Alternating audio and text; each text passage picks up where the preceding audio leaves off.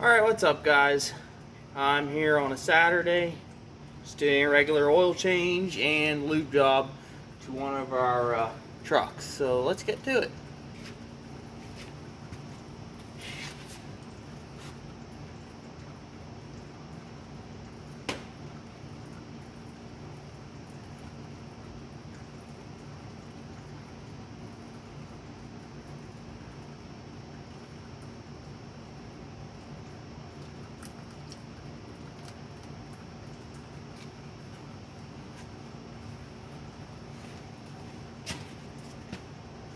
Generally we try and go for about 2 weeks between services, about 20,000 on oil changes and 20,000 miles, not weeks. And we like about 3,000 to 4,000 miles between services, and then every 10,000 miles we change fuel filters. So I'll spin you around. We'll get the rear diffs and all that stuff. Alright, so let's get the rear diffs now.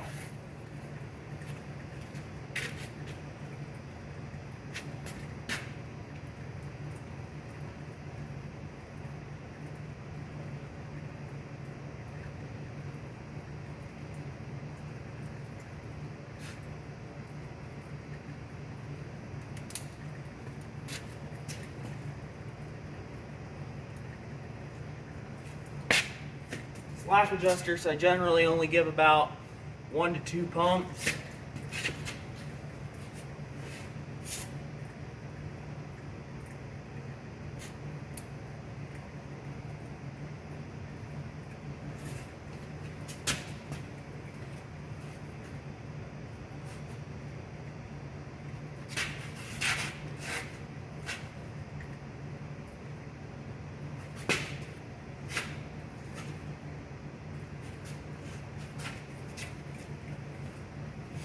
Then the S-cams I generally get after I set the truck down on the ground, just simply because it's easier to reach in from the outside rather than under here.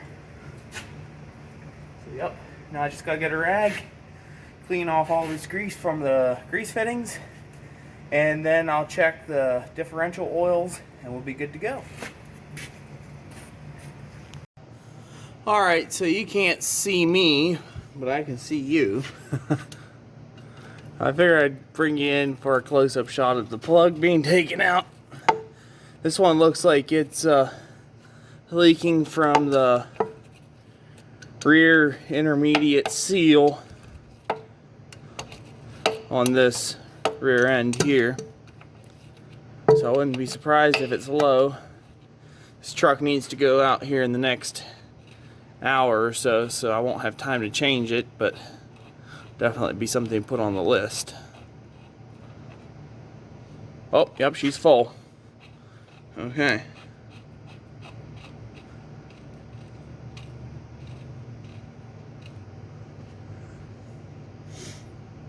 Looks a little bit milky there. I'll be something I have to check into.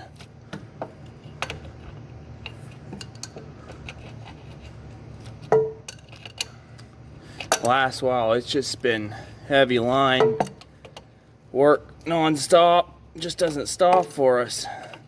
There for a while it was just oil changes and grease jobs, and anymore it seems like every week I'm pulling a transmission or doing something. But it all comes and goes in spurts. So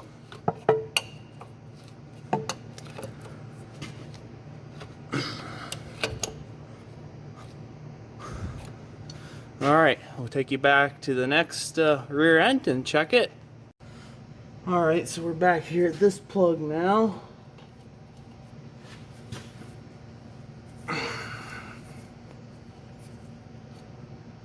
Okay.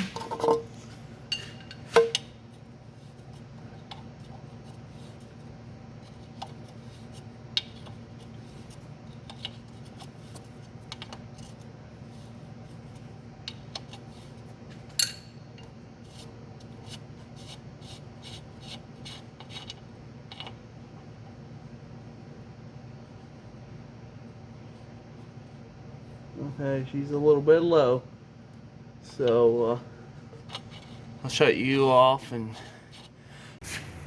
alright, so that last little clip got cut short because I lost space, and so I went through and deleted a couple videos, and now I'm able to finish up what I started, I guess. I did end up adding about 2 quarts to the rear. So now I'm just pulling fuel filters, and for that I use my $5 pair of Job Smart from Tractor Supply pliers. They had a clearance rack. It's worked for me.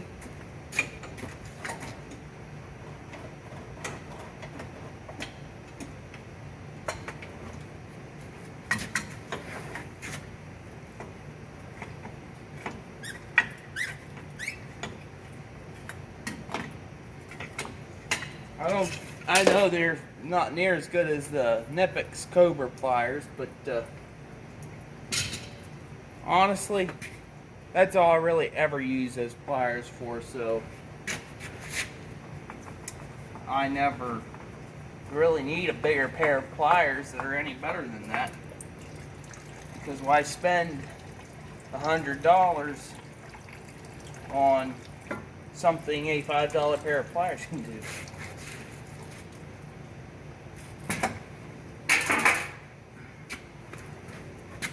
Okay.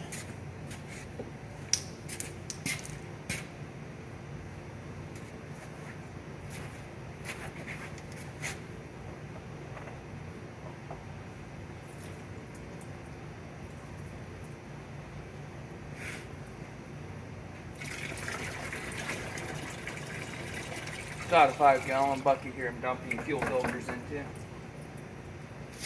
And I have a drain pan that I lean the filters in and let them drain the rest of the way before we dispose. So I'm back with a fuel filter full of fuel. For the primary fuel filter, we always use the CAT Advanced High Efficiency.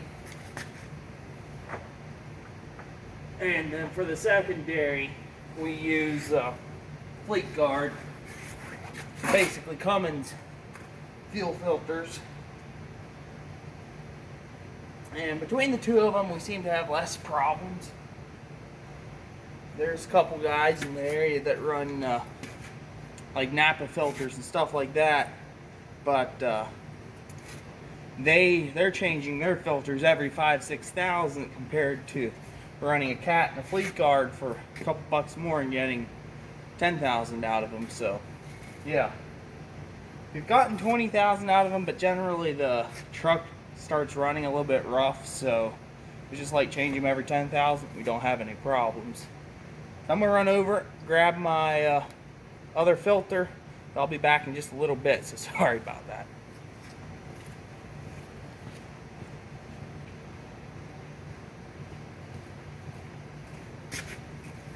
Alright.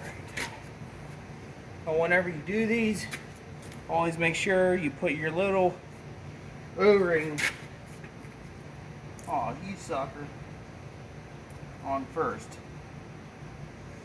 Great.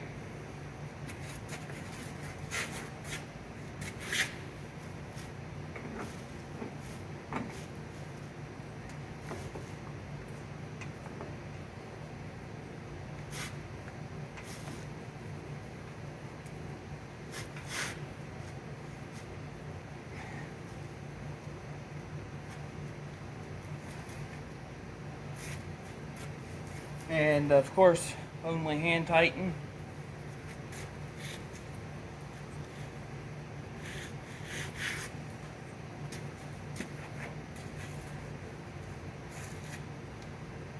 Granted, this isn't a tutorial video, this is just how I do it. You can do it however you want, run whatever filter you want. This is just what we like and what we do. So, okay, now I just gotta go over, pull that oil filter off, change it, which I might just do that without videoing it, just a regular CAT high efficiency oil filter. So yep, I'll get it done, and then I might get you guys to watch me put some oil in. Not too exciting, but hey. Okay, so as a general rule, filling the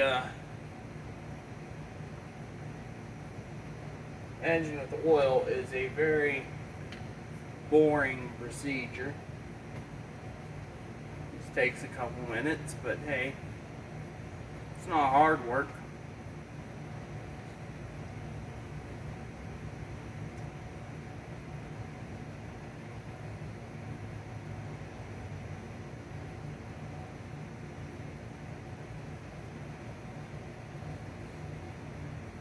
But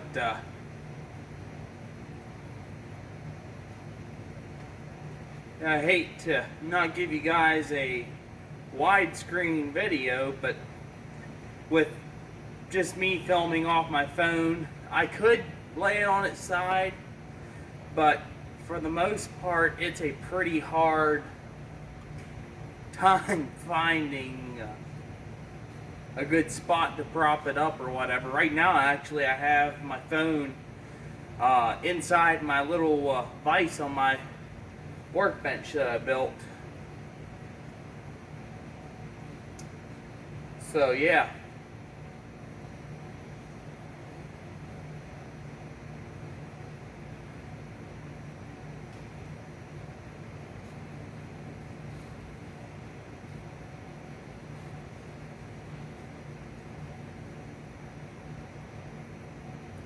But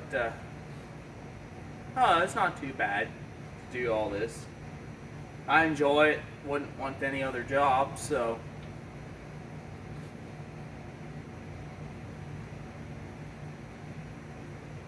yeah, I can't complain.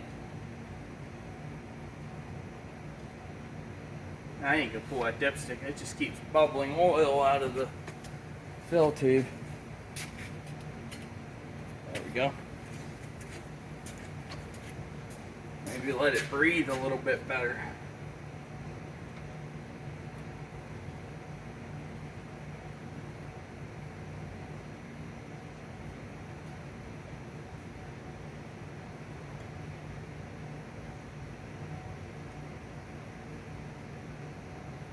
Yep. Alright, well, I'll get back to you guys with a final startup and all that stuff, and then we'll go from there. Alright, so prepare for a little bit of shakiness. I'll start it up.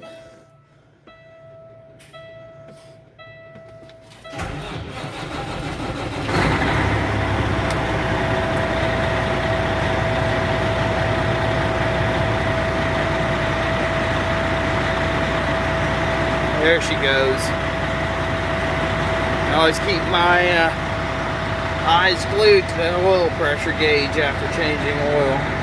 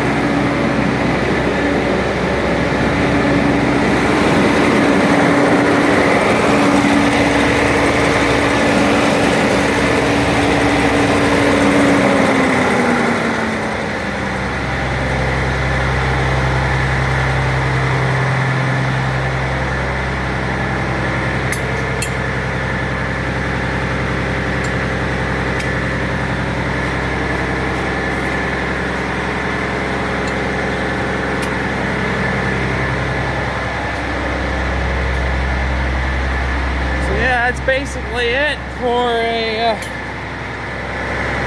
standard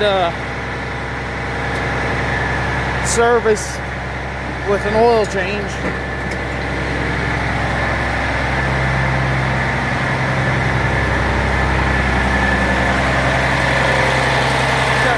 fell through some stuff.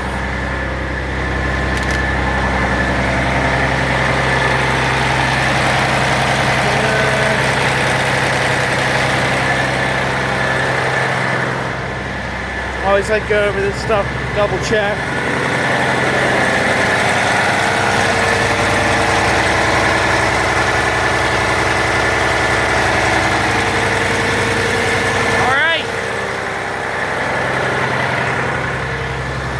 We're good to go.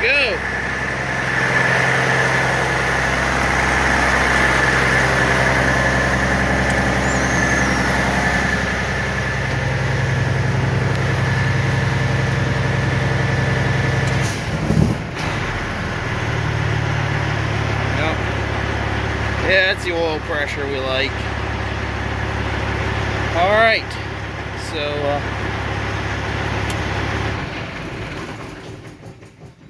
we're done with the oil change and service. Time to write it in the logbook and get on to the next project.